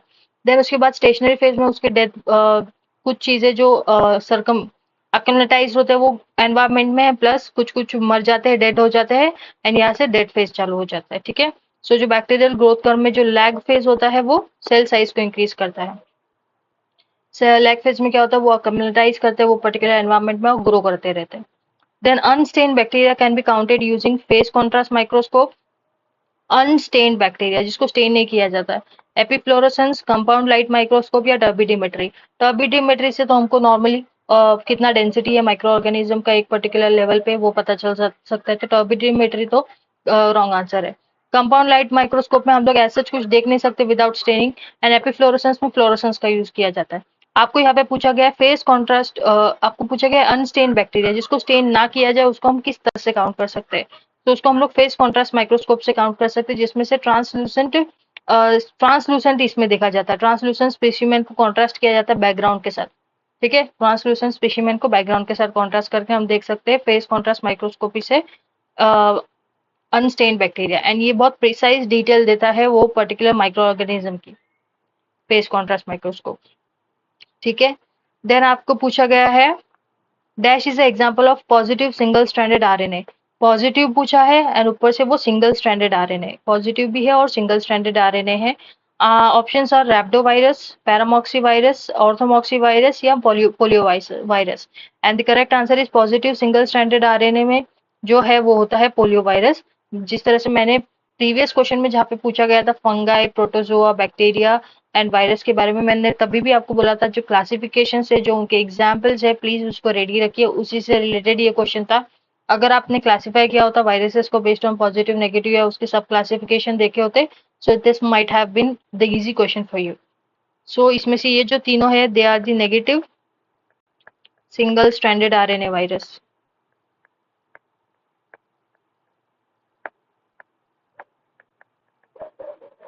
Got it, rhabdovirus, paramyxo virus and orthomyxo virus जो है वो सिंगल स्ट्रैंडेड आरएनए वायरस है। देन उसके बाद आता है next question is question number 36, जिसमें आपको पूछा है chlamydospores are formed from the cells of, chlamydospores जो है वो कौन से सेल से फॉर्म किया जाता है। Option is sporangia, option is second is parent nuclei, vegetative hyphae या हैप्लॉइड न्यूक्लियाई। सो हम लोग ये पर्टिकुलर कैंडिडा अल्बिकेंस का पिक्चर देख रहे हैं जिसमें जो क्लैमिडोस्पोर्स होता है वो कहाँ से फॉर्म हो रहा है, this is called as vegetative hypha. ये जो है इनको वेजिटेटिव हाइफा बोला जाता है और इन्हीं में से ये मैच्योर पार्ट होते हैं, यहाँ से ही रिलीज हो जाते हैं बहुत सारे spores. After rupturing of the wall बहुत सारे स्पोर रिलीज हो जाते हैं। ठीक है, so it is chlamydospores, chlamydospores are form from the vegetative hypha, this is the hypha. Then उसके बाद आता है क्वेश्चन नंबर 37, जिसमें आपको पूछा है जील नीलसन स्टेन जो होता है वो क्या आइडेंटिफाई करने के लिए यूज किया जाता है। अगेन स्टेनिंग इंपॉर्टेंट टॉपिक, हमने स्टेनिंग से रिलेटेड अभी क्या देखा, माइक्रोस्कोपी में भी वो स्टेनिंग वाला पूछ रहे थे। ठीक है, स्टेनिंग से रिलेटेड दूसरा क्वेश्चन भी आ गया, अभी स्टेनिंग से रिलेटेड आई थिंक पीछे एक और क्वेश्चन आने वाला है। सो जील नीलसन रिएजेंट जो होता है वो स्टेनिंग किसका करता है, इकोलाई का, माइकोबैक्टर का, सैल्मोनेला का या सुडोमोनास का। और हमको पता है माइक्रोबैक्टम यानी कि टीबी की स्टेनिंग में हम लोग यूज करते हैं जील नीलसन स्टेन को। सो ये क्या स्टेन होता है, इसका पूरा स्टेनिंग प्रोसेस मैंने यहाँ पे आपके रेफरेंस के लिए अटैच किया है। पहले तो ये जो हम लोग कार्बोफल्शिन ऐड करते हैं फॉर 30 सेकेंड्स, 30 सेकेंड्स के लिए आपको टाइम नहीं याद रखना तो ओके है, लेकिन रिएजेंट्स को और उसकी प्रोसेस को याद रखो, स्टेनिंग के रिएजेंट्स एंड उसके प्रोसेसेस को। तो आपको प्राइमरी स्टेन ऐड करना है, कार्बोफल्शिन का प्राइमरी स्टेन ऐड होगा, देन उसको हीट फिक्स करना है, देन उसको डीकलराइज करना है, अल्कोहल डाल के डीकलराइज करेंगे। देन उसके बाद हम लोग काउंटर स्टेन ऐड करेंगे मिथिलीन ब्लू का, एंड उसके बाद मिथिलीन ब्लू और उसके बाद एक्सेस को रिंस आउट करेंगे। एंड उसके बाद जो एसिड फास्ट ऑर्गेनिज्म होता है, क्योंकि जो झील नेल्सन रिएजेंट है वो एसिड फास्ट ऑर्गेनिज्म को स्टेन करता है, तो जो एसिड फास्ट ऑर्गेनिज्म होगा उसको पिंक कलर आ रहा है आप देख रहे हो, एंड जो नॉन एसिड फास्ट ऑर्गेनिज्म होगा उसको ब्लू कलर आ रहा है, ये भी आप देख रहे हो। तो एसिड फास्ट अगर आपको एज सच उल्टा पूछा जाए कि एसिड फास्ट स्टेनिंग के लिए हम लोग कौन सा रिएजेंट यूज करते हैं, तो झील नेल्सन अगर उसमें से ऑप्शन है तो आप उसको टिक कर सकते हो। सो झील नेल्सन रिएजेंट कौन से रिएजेंट से बना हुआ है, कौन से रिएजेंट उसके सब टाइप, मतलब झील नेल्सन स्टेनिंग जो होती है उसमें कौन से रिएजेंट्स है, तो कार्बोफल्शिन एक हो गया एंड मिथिलीन ब्लू दो हो गया, तो कार्बोफल्शिन और मिथिलीन ब्लू उसका कंपोजिशन फॉर्म करता है झील नेल्सन स्टेनिंग का, ऐसे भी आपको पूछा जा सकता है। तो हर तरीके से सोचने की कोशिश करो कि अगर आप एग्जामिनर होते तो उसको किस किस तरह से पूछ सकते थे, ये भी आप अगर एक दिमाग में रखोगे तो आपको एक आइडिया आएगा कि किस तरह से आपको आंसर करना है। So mycobacterium is the correct answer. Then next let's go to question number 38. Question number 38 आपको कह रहा है कि क्रिस्टल वॉयलेट जो है वो डिसोसिएट होता है। क्रिस्टल वॉयलेट अगेन स्टेनिंग है, मैंने कहा था ना आपको स्टेनिंग से रिलेटेड कम से कम 3 क्वेश्चन दिख गए जिसमें माइक्रोस्कोपी का एक था एंड स्टेनिंग के 2 है। सो जो एग्जामिनर है वो बैक टू बैक क्वेश्चन डाल रहा है एक ही टॉपिक से रिलेटेड। अगर एक भी टॉपिक छोड़ देते तो सोचो आपके कितने क्वेश्चन मिस हो जाते। सो क्रिस्टल वॉयलेट जो स्टेन है वो डिसोसिएट होता है एक्वियस सोल्यूशन में to form Cv plus and dash. Options are chloride ion, iodide ion, fluoride ion या bromide ion. So the correct answer is chloride ion. So crystal violet जो है वो डिसोसिएट होता है Cv प्लस में and chloride ion Cl minus में। Cl minus में जो ये Cv प्लस है वो नेगेटिवली चार्ज्ड कंपोनेंट जो होता है उससे रिएक्ट करता है। Negatively charged component of cell wall से रिएक्ट करता है, सेल से रिएक्ट करता है। जो सेल का नेगेटिवली चार्ज कंपोनेंट है उससे रिएक्ट करता है Cv प्लस एंड देन उसको स्टेन करता है पर्पल। ये Cv प्लस का काम है, ठीक है। सो Cv प्लस का काम क्या है, नेगेटिवली चार्ज कंपोनेंट जो होगा सेल का उसको साथ रिएक्ट करते हैं वो उसको पर्पल स्टेन करेगा, सॉरी। देन उसके बाद आता है क्वेश्चन नंबर 39 जिसमें आपको बोला गया है to avoid this spoilage insulin injection should be stored at. ये रिपीटेड क्वेश्चन है RRB 2019 के पेपर से। 2019 के पेपर में सेम क्वेश्चन पूछा गया था जो कि मैंने प्रीवियस वीडियो में डिस्कस कर लिया है। आप जीडीसी क्लासेस पे जाइए, वहां पे मेरी दोनों वीडियो पार्ट 1 पार्ट 2 पड़ी है। आरआरबी 2019 के पेपर का full discussion along with all the options, आप एक बार उसको देखिए क्योंकि गवर्नमेंट की प्रिपरेशन में आप सारे पेपर्स, कोई भी पेपर्स हो गवर्नमेंट एग्जाम के, वो सारे सॉल्व करोगे तो आपको एक्स्ट्रा नॉलेज ही मिलेंगी, आपको कोई नुकसान नहीं होने वाला है। सो जस्ट अगर आप महाराष्ट्र की जैसे कि अपकमिंग वैकेंसी के लिए भी प्रिपेयर कर रहे हो तो बाकी के सारे पेपर्स को भी एक बार देख लीजिए, क्योंकि क्या भरोसा कि एक एग्जामिनर बाकी के रेफरेंस भी उठा सकते हैं, बाकी के वहां से आइडिया ले सकते हैं। तो उसी तरह से ये डिक्टो को क्वेश्चन पूछा गया है। सेम क्वेश्चन पूछा था इंसुलिन के स्टोरेज कंडीशन पे, वहां पे पूछा गया है। सेम क्वेश्चन हमको यही पे दिख रहा है कि इंसुलिन का स्टोरेज कंडीशन ऐसा होना चाहिए ताकि उसका स्पॉइलेज ना हो। तो कौन सा कंडीशन है वो, 15 degree Celsius to 25 degree Celsius, 2 degree Celsius to 8 degree Celsius, 20 degree Celsius या -20 डिग्री सेल्सियस या -80 degree Celsius. So the correct answer is 2 to 8 degree Celsius जो है इंसुलिन की स्टोरेज कंडीशन है। Got it. अगर ये रिपीट हुआ है तो हायर चांसेस है कि नेक्स्ट टाइम रिपीट हो सकता है। लास्ट 10 क्वेश्चंस बचे हमारे पास। Question number 40, then the terminal methyl group of alkyl benzene sulfonate are metabolized by degradation of cyclic nuclei, alpha oxidation, beta oxidation या omega oxidation. So the correct answer is omega oxidation. So जो ये जो particular structure है वो किसका है, alkyl benzene sulphonate का structure है। अल्काइल बेंजीन सल्फोनेट का स्ट्रक्चर है एंड इसके जो टर्मिनल मिथाइल ग्रुप है वो ओमेगा ऑक्सीडेशन से ऑक्सीडाइज्ड होते हैं या डिग्रेड होते हैं या उसको मेटाबोलाइज किया जाता है, ऐसे याद रखो। देन आता है क्वेश्चन नंबर 41, आपको कहा गया विच among the following spore resist boiling. कौन से स्पोर्स है जो बॉइलिंग को रेजिस्ट करते हैं, मतलब टेम्परेचर, उस पर्टिकुलर हाइयर टेम्परेचर कंडीशन पे भी सर्वाइव कर जाते हैं। So the option is Streptococcus, Pseudomonas, bacillus and the last one is E coli. So the correct answer is bacillus. इसके साथ मैं दो और एग्जाम्पल बता देती हूँ फॉर योर रेफरेंस। बैसिलस होता है, देन क्लोस्ट्रीडियम होता है एंड उसके अलावा I have written it, wait, हाँ, डी सल्फोटोमैक्यूलम, डी सल्फोटोमैक्यूलम हो गया, क्लोस्ट्रीडियम हो गया एंड बैसिलस। ये तीनों भी जो है वो एग्जाम्पल है कि वो रेजिस्ट करते हैं, यही स्पोर्स जो है वो रेजिस्ट करते हैं, मतलब बॉइलिंग करने के बाद भी they still remains there itself. Then उसके बाद आता है question number 42, syringes are commonly sterilised by employing. Syringes जो है उसको किस तरह से हम लोग स्टरलाइज करते हैं। सो स्टरलाइजेशन इंपॉर्टेंट टॉपिक हो गया। अभी आप देखोगे स्टरलाइजेशन से 2-3 क्वेश्चन बैक टू बैक आपको मिलेंगे। सो अगेन देखो बैक टू बैक आ गया। So syringes are sterilized by cosmic rays, alpha rays, beta rays या gamma rays. So gamma rays से स्टरलाइज करते हैं, क्यों, क्योंकि गामा रेज जो है वो हाईली पेनिट्रेटिव होती है। सो हाईली पेनिट्रेशन होने की वजह से, let me write with this, high penetration high या डीप पेनिट्रेशन बोलो, डीपली पेनिट्रेट करती है, एंड डीप पेनिट्रेशन होने की वजह से they are effective, efficient, efficient in sterilising. Got it? So हम लोग गैमा रेज इसीलिए यूज करते हैं बिकॉज ये डीप पेनिट्रेशन देती है एंड इफेक्टिव स्टेरिलाइजेशन देती है। So syringes sterilised by gamma rays. Then उसके बाद आता है one of the following sterilisation parameter is monitored by dry heat sterilisation. Dry heat sterilisation के टाइम हम क्या चीज मॉनिटर करते हैं? Option is gas concentration, option is temperature या एक्सपोजर टू रेडिएशन या रेडिएशन डोसेस। पहली तो बात ये ड्राई हीट स्टेरिलाइजेशन, तो रेडिएशन से रिलेटेड जो भी ऑप्शन है वो आपके एलिमिनेटेड। आप जिसमें बचोगे वो है दो चीज, gas concentration and temperature. Gas को हम लोग गैस स्टरलाइजेशन में यूज करेंगे। Why to use in dry heat sterilisation? हम लोग गैस को क्यों देखें? तो it is temperature condition which we use to manage during dry heat sterilisation. तो ड्राई हीट स्टरलाइजेशन में क्या होता है, हम लोग हीटिंग करते हैं at atmospheric pressure and often a fan is use to obtain a uniform temperature by circulation. So temperature को हम लोग मेंटेन करते हैं। इसका जो कंडीशन है नॉर्मल ड्राई हीट स्टरलाइजेशन का कंडीशन है वो है 180 degree Celsius half an hour के लिए। So it is 180 degree for 30 minutes, then उसके बाद 170 degree for 1 hour, then 160 degree for 2 hour. तो इस तरह की ये कंडीशन भी आपको याद रखनी है।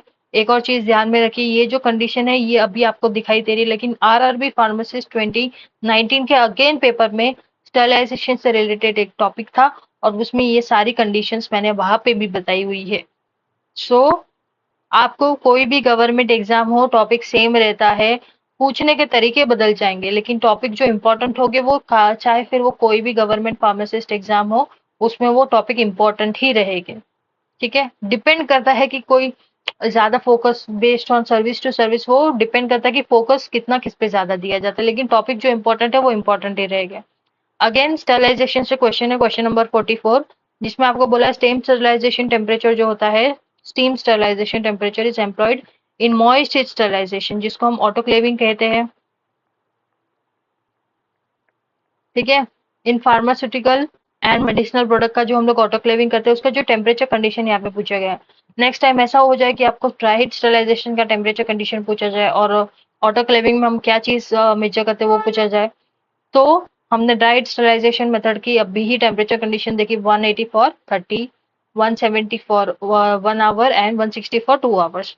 उसी तरह से आपको स्टीम स्टरलाइजेशन के बारे में पूछा है तो it is 121 degree Celsius, 160 degree Celsius, 450 degree Celsius या 600 degree Celsius. So the correct answer is 121। ये बहुत ही बोलते हैं ना एवरी टाइम दिस एक marked condition, book mark condition जो हम यूज करते हैं ये है 121 डिग्री सेल्सियस की मोस्टली यूज करते हैं। 121 डिग्री सेल्सियस 15 से 20 मिनट के लिए 15 एलबीएस प्रेशर पे। ठीक है, अगर वो 100 डिग्री सेल्सियस हो तो 90 मिनट्स। इतना याद नहीं रखना बट 121 तो हमेशा याद रखो। और जितना टेम्परेचर कम होगा, सी यहाँ से जितना टेम्परेचर आपको कम दिख रहा है उतना मिनट ज्यादा हो जाता है, जितना टेम्परेचर ज्यादा हो जाता है उतना मिनट्स कम हो जाता है। ठीक है, सो वाइस वर्सा रिलेशनशिप है टेम्परेचर और टाइम का। अगर 100 डिग्री सेल्सियस है तो 90 मिनट्स हो गया, 110 डिग्री सेल्सियस है तो 60 मिनट्स हो गया, 116 डिग्री सेल्सियस है तो 30 टू 40 मिनट्स हो गया, 121 पे तो हमने देखा 15 टू 20, 126 डिग्री सेल्सियस पे 10 मिनट्स एंड 135 पे 3 मिनट्स, मतलब 135 का टेम्परेचर दो रखो, 3 मिनट में आपका sterilisation done. Which sterilisation? Moist sterilisation का कंडीशन है। देन आता है क्वेश्चन नंबर 45, जिसमें हम देखने वाले one among the following is absent in eukaryotic. So इससे ये पता चलता है आपको डिफरेंसेस जो है प्रोकैरियोटिक एंड यूकैरियोटिक का जो डिफरेंस होता है उसको भी रेडी रखना इंपॉर्टेंट है। सो प्रोकैरियोटिक में, प्रोकैरियोटिक स्टाइल में क्या डिफरेंस है, यूकैरियोटिक स्टाइल में क्या डिफरेंस है, दोनों के एग्जांपल्स है, वो दोनों चीजें तैयार रखो। क्या क्या आने चीज आएंगी उनमें डिफरेंस क्या है ये चीजें तैयार रखो। So the options are circular chromosome, Golgi apparatus, endoplasmic reticulum या माइटोकॉन्ड्रिया। सो अगर आपको ये चीज नहीं आ रही तो डायरेक्ट आंसर को फाइंड आउट करने मत जाइए, एलिमिनेट कीजिए, एलिमिनेशन की ट्रिक यूज कीजिए। क्या गोल्गी apparatus दोनों में प्रेजेंट है? यस। एंडोप्लाज्मिक रेटिकुलम प्रेजेंट है? यस। माइटोकॉन्ड्रिया प्रेजेंट है? यस। सर्कुलर क्रोमोसोम जो क्रोमोसोम होता है वो यूकैरियोटिक में नहीं प्रेजेंट होता, प्रोकैरियोटिक में प्रेजेंट होता है। सो ये प्रोकैरियोटिक में प्रेजेंट होता है circular chromosome. And extra circular chromosome का एग्जांपल क्या है मुझे कमेंट में बताएं। What is extra chromosomal DNA in eukaryote में एक्स्ट्रा क्रोमोसोमल डीएनए को क्या कहते हैं?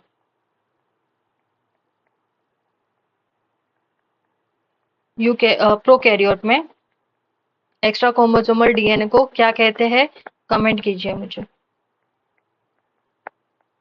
ठीक है। देन ये प्रोकैरियोट्स में फाउंड होता है सर्कुलर क्रोमोसोम, जबकि हमारे जो यूकैरियोट्स में क्रोमोसोम कैसे लीनियर, आपने ऐसे क्रोमोसोम देखे, दिस इज लीनियर क्रोमोसोम जो हमारे यूकैरियोट्स में फाइंड होते हैं। इसके साथ मुझे एक और चीज का आंसर दीजिए, कमेंट कीजिए। How many chromosomes are present? ये सेम क्वेश्चन जो है आरआरबी 2019 के पेपर में भी आ चुका है। How many chromosomes are present in human body?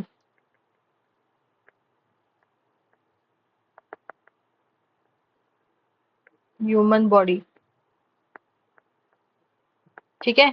इसका आंसर दीजिए मुझे कि कितने क्रोमोसोम ह्यूमन बॉडी में प्रेजेंट होते हैं। दिस इज द क्रोमोसोम का स्ट्रक्चर जो कि लीनियर रिप्रेजेंटेशन में होता है, जबकि सर्कुलर वाला जो है वो प्रोकैरियोट्स में होता है। देन आता है क्वेश्चन नंबर 46। क्वेश्चन नंबर 46 बोलता है dash dash is inherited disorder of galactose metabolism. Inherited disorder है यानी कि जेनेटिकली लिंक्ड डिसऑर्डर है गैलेक्टोज मेटाबॉलिज्म का।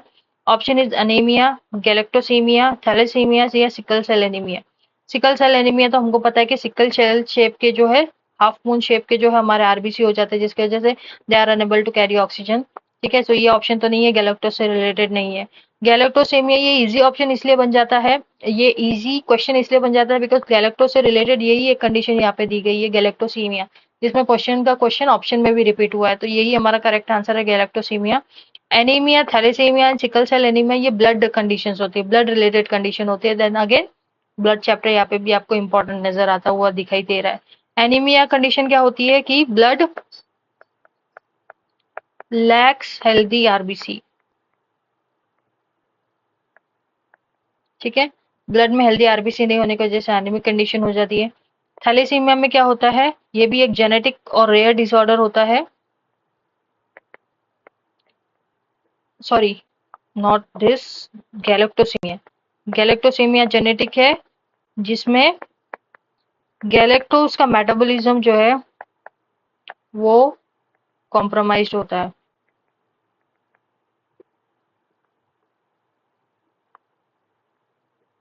नहीं हो पाता, गैलेक्टोज का मेटाबॉलिज्म नहीं हो पाता, इसलिए गैलेक्टोसीमिया होता है। थैलेसीमिया जो कंडीशन होती है उसमें जो होता है हीमोग्लोबिन की कमी। क्यों होती है? क्योंकि जो ऑटो कैरिंग प्रोटीन जो है वो लेस होता है, इसकी वजह से थैलेसीमिया वाली कंडीशन होती है। तो हीमोग्लोबिन डेफिशिएंसी को भी थैलेसीमिया कह सकते हैं। ठीक है, मोस्टली कंडीशन में ये होता है जो ऑक्सीजन कैरिंग प्रोटीन है उसकी कमी की वजह से ये होता है, and oxygen carrying protein is haemoglobin and haemoglobin that is associated with thalassaemia. Then आता है क्वेश्चन नंबर 47 जिसमें आपको पूछा गया है कि NADPH is produced in pentose phosphate pathway is used in dash purine synthesis, DNA synthesis, RNA synthesis या fatty acid synthesis। सो जो NADPH पेंटोस फॉस्फेट पाथवे में, जिसको HMP शंट भी बोलते हैं हम, HMP शंट बोलते हैं, या एक और नाम से बोलते हैं हेक्सोस मोनो, मतलब HMP का full form is hexose monophosphate shunt भी बोला जाता है पेंटोस फॉस्फेट पाथवे को। तो इसमें जो NADPH है वो क्यों, किस कारण के लिए यूज किया जाता है? So the correct answer is fatty acid synthesis. आपको यहाँ पे मैं बता देती हूँ, दिस इज HMP शंट का पूरा cycle, non oxidative phase, oxidative phase, जिसमें NADPH आपको दिखाई दे रहा है, या NADPH क्यों यूज किया जा रहा है? फैटी एसिड का सिंथेसिस आपको दिखाई दे रहा होगा, फैटी एसिड स्टेरॉल्स वगैरह बन रहे हैं। सो सी, मेन साइकिल को छोड़ के साइड की साइकिल आपको पूछी गई है। ठीक है, सो ग्लूकोज 6 फॉस्फेट से कन्वर्ट होता है 6 फॉस्फोग्लूकोनेट में, 6 फॉस्फोग्लूकोनेट से कन्वर्ट होता है राइबोलोस 5 फॉस्फेट में, राइबोलोस 5 फॉस्फेट में से कन्वर्ट होता है राइबोस 5 फॉस्फेट, एंड देन हमको न्यूक्लियोटाइड कोएंजाइम डीएनए आरएनए बनाने में हेल्प किया जाता है। ये जो ग्लूकोज राइबोलोस 5 फॉस्फेट है वो ग्लूकोज 6 फॉस्फेट में कन्वर्ट हो सकता है बाय ट्रांसकीटोलेस या ट्रांसअल्डोलेस। यहाँ पे हमको NADPH के दो रोल मिलते हैं, यहाँ पे भी मिलता है, यहाँ पे भी मिल रहा है। यहाँ का जो NADPH है ये रिड्यूस होता है NADP प्लस में, देन रिडक्टिव बायोसिंथेसिस से क्या बनता है, फैटी एसिड एंड स्टेरॉल्स का बायोसिंथेसिस होता है। तो इससे हमको क्या पता चला कि फैटी एसिड सिंथेसिस में NADPH का यूज होता है। सी, गॉट इट। देन आता है क्वेश्चन नंबर 48। क्वेश्चन नंबर 48 बोल रहा है multiple forms of enzyme catalysing the same reaction is termed as जो मल्टीपल फॉर्म्स ऑफ एंजाइम है लेकिन वो सेम रिएक्शन को कैटालाइज करते हैं, उसको क्या कहा जाता है? कोएंजाइम, आइसोएंजाइम, डायग्नोस्टिक एंजाइम, या last one is allosteric enzyme. Coenzyme बोलते हैं और या डिफरेंट चीजें बोलते हैं। पहले हम लोग अगर पीछे आ चुके तो एलोस्टेरिक एंजाइम देखते हैं। एलोस्टेरिक एंजाइम क्या होता है? जो एलोस्टेरिक पोजीशन पे जाके वर्क करता है, इसको एलोस्टेरिक एंजाइम कहेंगे। सो कोएंजाइम का क्या मतलब होता है? Coenzyme is organic organic compound required by many organic component which is required by many enzyme for catalyzing for catalytic activity.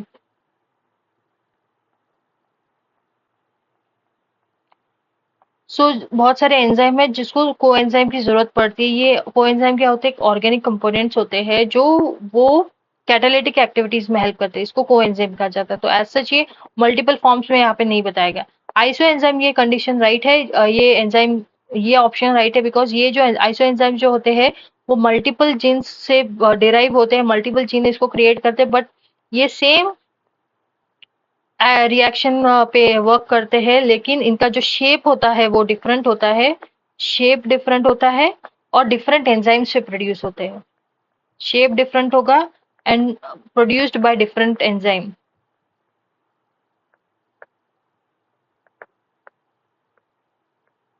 Different enzyme से प्रोड्यूस होगा, अनशेप भी डिफरेंट होगा, लेकिन सेम रिएक्शन को कैटालाइज करते हैं। ये इसकी खासियत है आइसो एंजाइम की। एंड डायग्नोस्टिक एंजाइम वो होते हैं, diagnostic enzyme direct diagnosis purpose के लिए यूज किया जाता है। एग्जांपल, इसका मैं एग्जांपल दूं, that is alkaline phosphate. Alkaline phosphate एक डायग्नोस्टिक एंजाइम है जो कि यूज किया जाता है for liver and bone disease condition. Liver and bone disease condition में हम इसके इसके मात्रा को कैलकुलेट करते हैं। इसी तरह से ये डायग्नोस्टिक एंजाइम हो गया जो डायग्नोसिस पर्पस के लिए यूज किया जाता है। So multiple form of enzyme जो कि कैटालाइज करता है same kind of reaction is termed as isoenzyme, because ये सेम रिएक्शन को कैटालाइज करेगा बट डिफरेंट जीन्स इसको प्रोड्यूस करते हैं, इनका डिफरेंट मॉलिक्यूलर शेप होता है। Then the last question, no, second last question of this series is this part is question number 49. That is the functional enzyme is referred to as. Again, enzyme का question है, back to back enzyme का question. The functional enzyme is referred to as apoenzyme, coenzyme, holoenzyme या proenzymes. So the correct answer is holoenzyme. यहाँ पे आपको diagram दिख रहा है. So this is apoenzyme.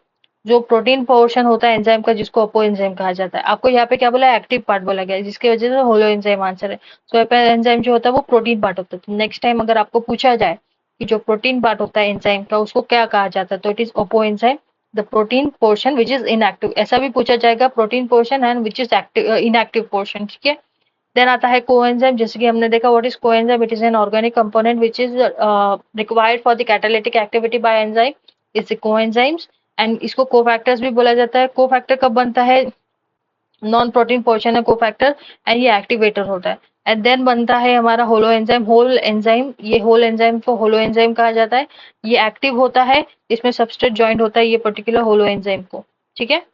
This is how it is functional enzyme. Next is last question is question number 50, जिसमें पूछा गया है translocation. Again a tough question, अगर आपको आता नहीं है तो। Translocation brought about by elongation is called as translocase.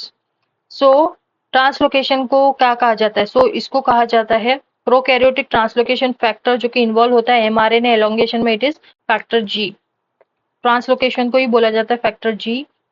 Other option is factor A, factor C, factor E या factor G. So it is factor G is the correct answer, translocase. So it is prokaryotic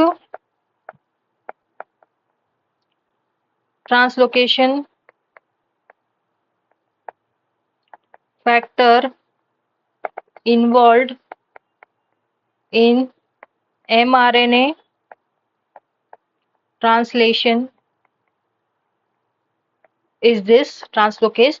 and translocation को हम SFG के तरह EFG बोलते हैं। EFG मतलब elongation factor G, EFG मतलब elongation factor G, and elongation factor G को ही ट्रांसलोकेस बोला जाता है। सो ये हमने 50 क्वेश्चंस देख लिए हैं। अगेन मैं आपको बता देना चाहूंगी कि आपको कोई भी चीज हो, कोई भी कोर्स की रिक्वायरमेंट हो, कोई भी बुक्स की रिक्वायरमेंट हो, फार्मा का कोई भी टॉपिक हो, होल फार्मा जो है इस ऐप में सीमित है। ये ऐप को जाके डाउनलोड कीजिए, आपको ये लोगो दिखेगा, एंड इसको डाउनलोड कीजिए, इंस्टॉल कीजिए, कोई भी रिक्वायरमेंट हो जाके देखिए, सर्च कीजिए, यू विल गेट इट। या तो फिर आप हेल्पलाइन नंबर पे फोन कीजिए, आपको वहां से हेल्प मिल जाएगी। देन ये जो फार्मासिस्ट बुक है, theory as well as objective book जो है अवेलेबल है जीडीसी की। यहाँ पे इसको कहा जाता है pharmacist at your finger tip book है। इसको देखिए, फुल्ली कलर्ड बुक है, आपके कोई भी गवर्नमेंट एग्जाम के प्रिपरेशन में 100% यूजफुल है। इन्हीं दो बुक को प्रिपेयर करके और बाकी जो वीडियोस आती है यूट्यूब पे वो देख के भी आप तैयारी कर सकते हो। लेकिन आपको कोई भी कोर्स की जरूरत हो, आप जीटीसी क्लासेस पे जाइए, आपको वहाँ पे सारे कोर्सेस मिल जाएंगे। एंड अगर आप iOS सिस्टम यूजर है तो अगेन मैं बोल देती हूँ, माई इंस्टीट्यूट ऐप डाउनलोड कीजिए, वहाँ पे आपको ORG कोड डालना है, जीटीसी क्लासेस, एंड वहां से आपको जीटीसी एक्सेसिबल हो जाएगा। So this is all about the part 1, जिसमें हमने देखा महाराष्ट्र पब्लिक सर्विस कमीशन का असिस्टेंट कमिश्नर का ये पेपर। 51 से 100 पार्ट हम लोग पार्ट 2 में देखेंगे। आई होप आपको ये वीडियो समझ में आई होगी। आपके ये वीडियो से आपके क्वेश्चंस और आंसर्स के साथ साथ सेवरल जो अलाइड क्वेश्चंस, अलाइड ऑप्शंस है, वो सारे एक्सप्लेनेशन भी हमने देखे हैं। सो आपको आने वाले एग्जाम्स में हेल्प हो सकता है। आपको अगर वीडियो अच्छी लगी हो तो लाइक करना। Thank you so much and stay tune for the part 2। Thank you.